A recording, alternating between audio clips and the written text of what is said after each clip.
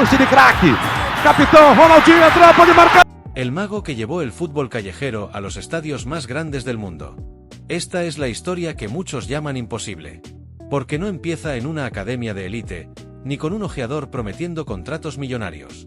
Comienza en una cancha desgastada, con un balón reventado y un niño que tenía más trucos en los pies que reglas memorizadas.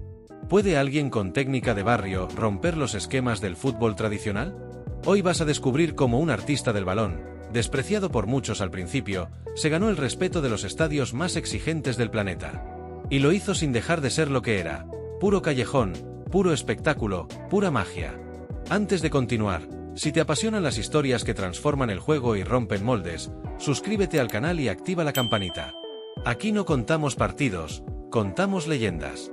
Antes de que te sumerjas en esta historia increíble, suscríbete al canal y activa la campanita, porque lo que estás por ver no es solo fútbol, es magia hecha realidad. Desde muy pequeño, este joven, al que pronto conocerás por nombre, pero que primero entenderás por esencia, ya dominaba los espacios reducidos como si fueran extensiones de su alma.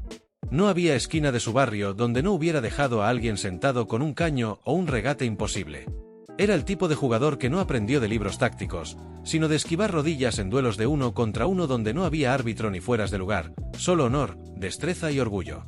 Pero el talento, cuando viene del asfalto, tiene un precio. El fútbol profesional no siempre sabe qué hacer con un jugador que parece más bailarín que atleta. Y ahí comenzaron los problemas. Cada vez que era invitado a pruebas, los entrenadores le pedían que juegue más sencillo, que no haga tantas fantasías, que se enfoque en lo táctico. ¿Cómo le explicas a alguien que tu manera de entender el juego es arte, no obediencia? Sin embargo, él nunca se rindió. Entró por la puerta de atrás en varios clubes juveniles. Siempre con desconfianza. Siempre como el que hace jueguitos. Y sí, hacía jueguitos. Pero también hacía jugadas de gol, asistencias imposibles y levantaba al público en los partidos donde nadie esperaba espectáculo. A veces, en divisiones inferiores, los rivales no sabían si marcarlo o aplaudirlo. Pero los técnicos, con mentalidad de hierro, seguían cuestionando su estilo. Y ahí viene uno de los puntos clave de su historia.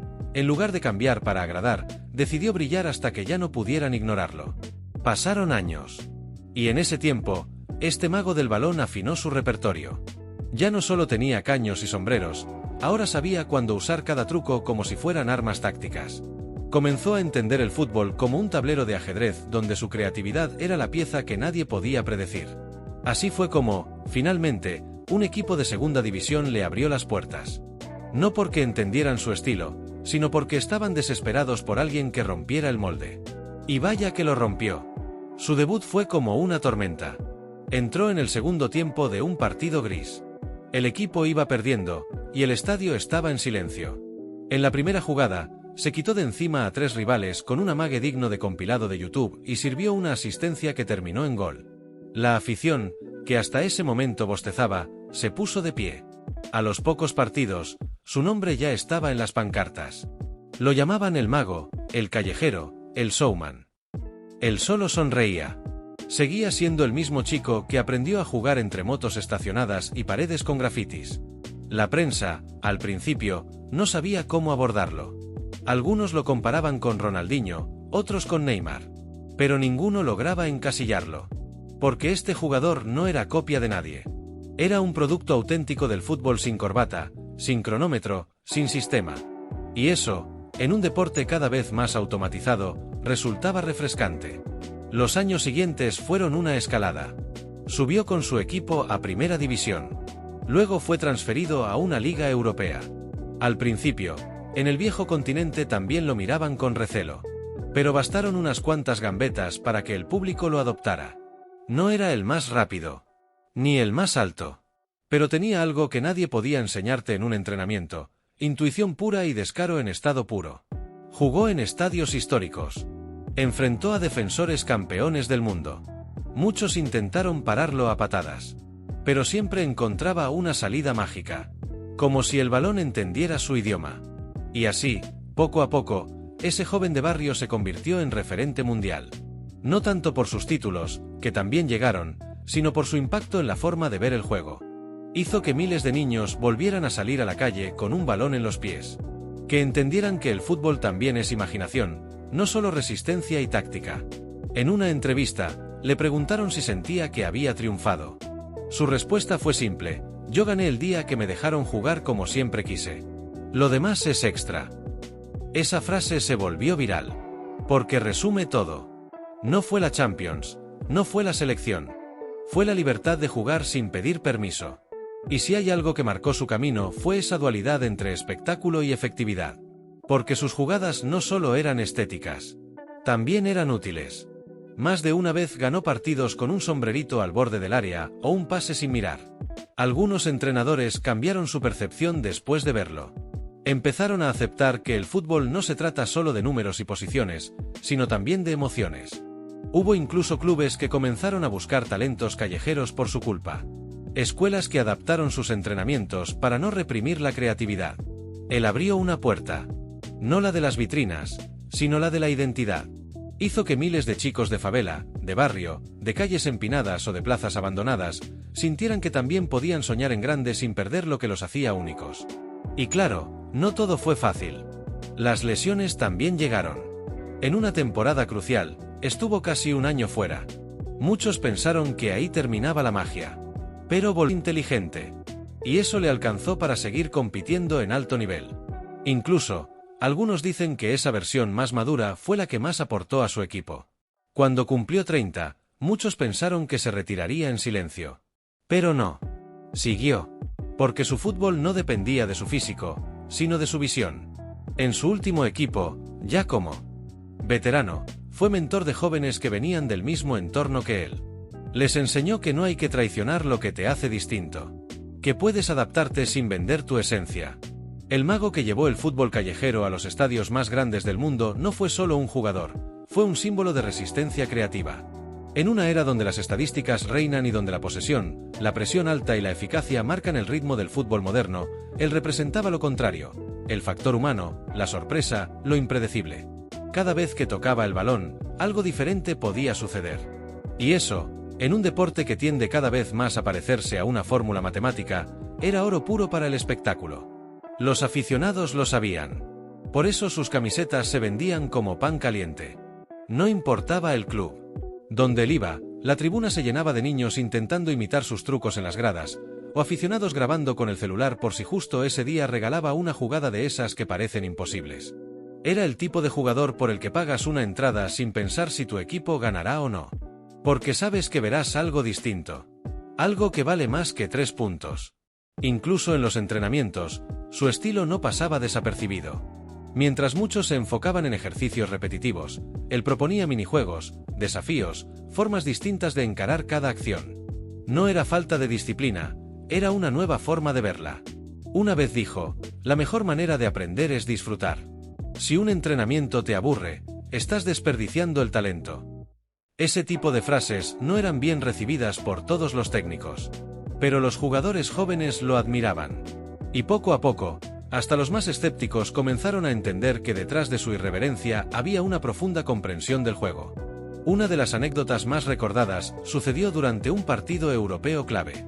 El equipo rival había estudiado todos sus movimientos. Lo rodeaban con 3 defensores cada vez que recibía la pelota. Lo presionaban. Lo golpeaban. Y parecía que lo habían anulado por completo. Hasta que en el minuto 88, con el marcador empatado, tomó el balón en el mediocampo, amagó 2 veces sin tocar la pelota, y dejó a los 3 marcadores estáticos. Avanzó en solitario, eludió al portero y marcó. Pero lo mejor fue la celebración. Se sentó en el césped, cruzó las piernas y simplemente sonrió. Como si todo hubiera sido parte de un juego. Aquella imagen dio la vuelta al mundo. No solo por el gol, sino por lo que significaba. En un contexto donde todo está hiperanalizado, él ganaba partidos con intuición. Con descaro. Con la magia que solo pueden hacer de las calles. Y no solo dentro del campo dejó huella. También fuera. Durante su carrera, fundó una academia para jóvenes talentos que no podían pagar escuelas deportivas. Su lema era claro: si tienes un balón, ya tienes una oportunidad. Allí, enseñaban fútbol, sí, pero también confianza, libertad, autoestima. Muchos de los que pasaron. Además, se convirtió en una voz crítica del sistema. Hablaba de cómo los clubes grandes muchas veces descartaban talentos por no encajar en moldes. Como se perdía la esencia del juego al tratarlo solo como negocio. En una entrevista famosa, cuando le preguntaron cuál era su club favorito, respondió: la plaza donde aprendí a amar el balón. Con los años, comenzaron a invitarlo a eventos internacionales, charlas motivacionales y hasta universidades deportivas. ¿Quién lo hubiera pensado? El niño de las gambetas ahora era inspiración académica. Pero él seguía siendo el mismo. Siempre que podía, se escapaba a algún barrio y organizaba un partido callejero con los chicos del lugar. Sin cámaras. Sin prensa. Solo él y el balón. Como al principio. Cuando anunció su retiro, las redes sociales explotaron. Jugadores, entrenadores, periodistas, y sobre todo fanáticos, publicaron sus jugadas favoritas. Compilados de 10 minutos, 15 minutos, hasta media hora. Y en cada uno de ellos, lo que resaltaba no eran los goles, sino los gestos, los detalles, la picardía. No era un jugador de estadísticas. Era un jugador de momentos. Su despedida fue en un estadio lleno. Pero lo más emotivo fue que pidió que parte del evento fuera en una cancha callejera, la misma donde había comenzado todo. Allí, frente a un centenar de niños, jugó su último partido informal. Y se fue como vivió, con un túnel de Rabona, una asistencia sin mirar, y una sonrisa que jamás se borró. Hoy su historia sigue viva. No porque haya ganado más trofeos que nadie, sino porque probó que se puede triunfar sin dejar de ser auténtico. Que la magia, aunque no figure en los esquemas tácticos, también gana partidos. Y sobre todo, que el fútbol, en el fondo, sigue siendo un juego. Uno que, cuando se juega con el corazón, puede cambiar vidas. Su estilo había cruzado fronteras, pero también prejuicios. En cada país al que llegaba, se enfrentaba a lo mismo. Entrenadores que querían controlarlo, rivales que no soportaban su manera burlona de jugar, y comentaristas que lo llamaban inmaduro, inconstante, o un truco más que un jugador. Pero él no respondía con palabras. Respondía con caños. Con sombreros imposibles. Con pases de taquito que rompían líneas. Nunca cambió su esencia, y eso lo convirtió en una leyenda atípica. Un rebelde sin insultos, un genio sin arrogancia. En una entrevista en su último año como profesional, le preguntaron si se arrepentía de no haber sido más disciplinado, como algunos técnicos deseaban. Él simplemente respondió: me arrepentiría si hubiese dejado de jugar como yo lo sentía. Eso sí sería traicionarme. Esa frase lo definía. No buscaba encajar. Buscaba inspirar, pero no para mostrarlo en comerciales vacíos, sino para que representara una nueva idea, la del fútbol libre. Lo vistieron con zapatillas urbanas, le pusieron una pelota y lo soltaron en callejones de Río, plazas del Cairo, suburbios de Marsella. Y en cada lugar, los niños entendían sin necesidad de idioma. Ese era uno de ellos. Solo que ahora jugaba en estadios gigantes. Uno de los momentos más virales ocurrió cuando visitó un país en conflicto. No tenía partido. No tenía obligación. Pero fue a una cancha improvisada en medio de escombros, se quitó los zapatos y comenzó a jugar con los chicos del barrio. Alguien grabó la escena. Días después, millones de personas lo vieron haciendo malabares sobre tierra seca, regalando risas en un lugar donde todo parecía perdido. Allí entendieron que su magia no dependía del césped, ni de las cámaras, ni del lujo. Su magia era él. Lo invitaron a mundiales como embajador, a documentales, incluso a películas. Pero él se negaba a convertirse en una figura lejana. Mantuvo su contacto con las calles, con los grafitis, con la gente. Incluso cuando viajó con su selección nacional y jugó en un mundial, celebró un gol apuntando hacia la cámara y diciendo: esto es por los que no tienen estadio, pero tienen corazón. Fue tendencia mundial en segundos. Hoy se dice que su legado no se mide en trofeos, sino en imitaciones. Miles de vídeos en TikTok, Instagram y YouTube lo replican. Chicos y chicas de todo el mundo repiten sus regates, sus piruetas, sus formas de burlar a la lógica del fútbol moderno. Algunos entrenadores incluso adaptaron sus movimientos a sesiones formales. Porque entendieron que su irreverencia no era desorden en redes, una frase corta: me voy. Pero dejo el juego mejor de lo que lo encontré. Y punto. Sin homenajes exagerados, sin fiestas pomposas. Lo suyo siempre fue el asfalto, no el mármol. Hoy, su rostro adorna murales en más de 20 ciudades. Desde Buenos Aires hasta Yakarta. Y en cada uno de esos murales, hay un niño haciendo un truco, un túnel, una fantasía. Porque eso fue lo que él sembró, la convicción de que el fútbol, antes de ser sistema, es pasión. ¿Quién fue realmente este mago? No tenía los récords de Messi, ni los trofeos de Ronaldo, ni las portadas de Mbappé. Pero tenía algo más raro, la capacidad de recordar a todos porque nos enamoramos del fútbol. No fue el más rápido, ni el más fuerte. Pero sí el más libre. Y en un mundo donde cada pase es programado, su improvisación fue revolucionaria. Si este vídeo te recordó porque te enamoraste del fútbol, no olvides suscribirte, dejar tu like. Aquí, cada historia es un pase directo a la emoción.